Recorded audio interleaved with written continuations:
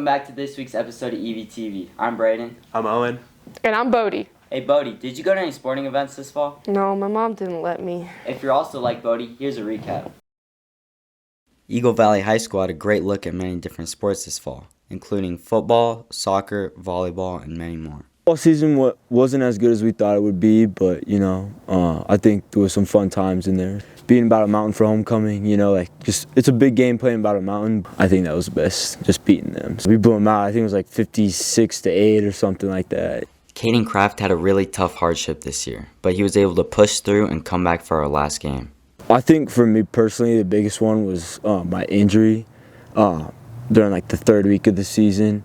That was really tough because I was out for a month, but I was able to come back for the Glenwood game, so that was cool.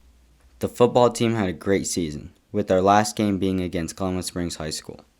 And as for our Devils soccer team, we made it all the way to playoffs with our last game being against Pueblo Central. The soccer season ended off great, with 11 wins, 4 ties, and 2 losses this season. The Devils volleyball team went 18-7 and made the second round of playoffs before being knocked out by Woodland Park. We took home the win against many huge high schools around Colorado, including Grand Junction High School, Denver East, Summit, and many more. Our girls softball team also went 11-9 this season, with our last game being against Palisade High School. Our girls rugby team also made it 6th in the state this season, which is a huge accomplishment for them.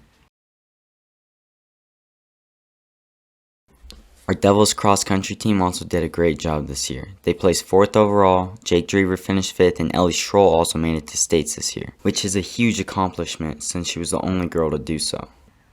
Our golf team did pretty well this season too. Johnny Moyer went to state and finished for 37th place. Overall, Eagle Valley High School did a great job with sports this season. This has been Braden, Owen, and Bodie. Let's go Devils. You've seen the dance team perform at several games and assemblies. This next story will give us more insight on dance team and how they perform. Dance team is one of the school's least known sports. So what is it like being on the team? It's always hard preparing for competition season. A lot of things that people at school, they see we're at games and we're at like football and basketball. Not a lot of people know that we compete. Some challenges I face with being on the dance team is just like the lack of respect that we get from other sports and from teachers and students. Challenges. I've had a couple of them. Most of them are I have injured myself a couple of times. I've pulled both of my hamstrings. Like, not terribly bad, but it's definitely not fun. And then my knees are messed up, my ankles are messed up, my hips just don't work. It's a lot harder for the dance team to be taken seriously. A lot of people don't consider it a sport. Dance is very much a sport. Not only is it a mental one, it is a physical one because you do have to have the flexibility and the stamina to hold up a 2-minute routine. It's very similar to almost any other sport competitions. You're competing, your team's competing against other teams. States, those ones usually, last year we competed against 22 teams. So it's everybody goes, they do their dance, they get scored, and then the next group goes. Obviously, there are some drawbacks. So let's learn why they do it. So I joined the dance team mainly because I wanted to be more connected with my community, but also because I wanted to represent my school spirit. I was also very inspired by Jaime's story and why he wanted our school culture to be a little bit more inclusive. I think it's definitely like the spirit side of our school, which is my favorite part about our school. Dance team also has a new coach this year. What's she like? I love Casey. I think that she brings a different energy to the team. She's very set on doing good, especially at competition.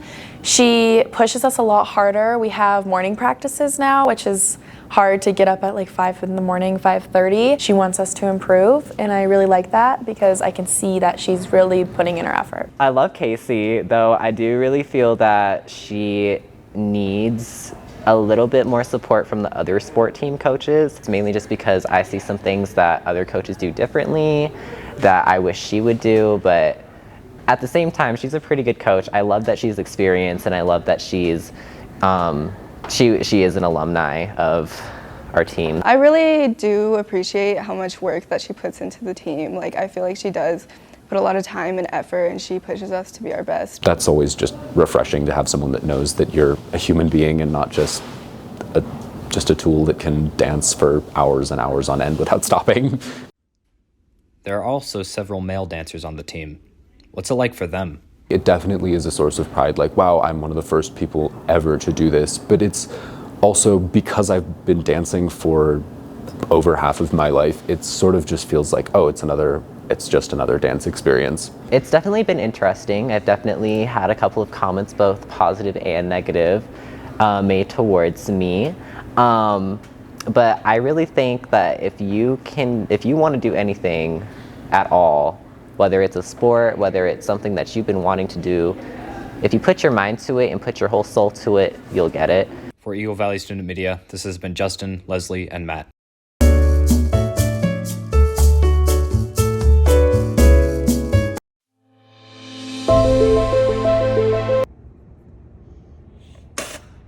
Oh no! I've got finals! Don't fret, little boy. Cocoa and Creme is now. Action. See, now you finally know how to do calculus. I needed help with English, though. Come to Cocoa and Creme on the 19th and 20th from 3:45 to 5 p.m. Be there, or be square. Did you know that there's a lot of creative artists at Eagle Valley High School? Yeah, did you know that they're making digital art now? Wow, that's so cool. I know. Let's take a look at these two digital artists. For more, we go to ourselves. There's people who are like, oh, digital art isn't real art. But I think it's just as real. Traditional art is easier to use for regular drawings and paintings and more cool stuff, but digital art is just easier to use. And you can have just all of these resources in your hands. Digital art is very easy to use. Kay and Cami are very creative in the way they use it. I've been working on my own story and developing my characters and drawing and animating them. Me and Kay are working on a bunch of little animations and voice acting projects. It has just been kind of like my way of, it's like become a love for me, it's a passion. My Instagram is @thatdinok. Follow my Instagram, it's Cyrus Dies, just Cyrus Dies, no space. This has been Finn and Angela with Eagle Valley Student Media. Hey Franco, you hungry? Yeah, but in this small town, there's not really that many options. Well, what about Eagle Valley's catering program? Yeah, let's check it out.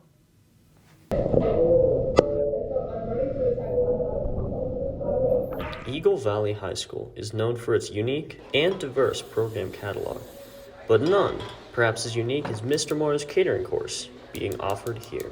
And this is what I say to the kids, it's more of a job than it is a class.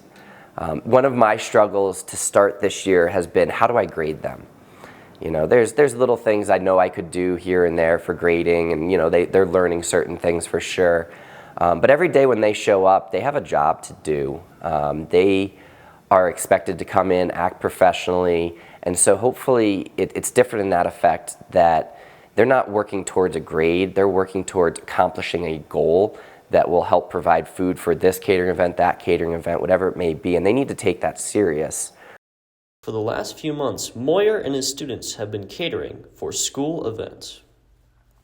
This year we've been doing only school events, and that's great. It's a good start for us. We have a very small class of 7. Well, on block days we're generally cooking, so that's our Wednesdays. The other days we are doing anything from learning about how to run a catering business, and that includes the business end, cost analysis, creating menus, doing food safety, sanitation, all sorts of things like that.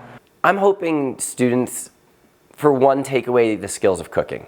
All the kids that are in this class have taken my food and nutrition class before. My lofty goal is to eventually turn it into a food truck. I think that's many years down the road, but I think it would be super cool for us to create a program where we not only serve the school like we currently are for our catering, but also get into the community. And then also it'd be really cool if we could have a food truck that runs during lunchtime or after school to provide another great option with some healthy foods for students to eat. Thanks for watching this week's episode of EVTV. Whoa! Make sure to tune in next week for some seriously cool content with the mock debate.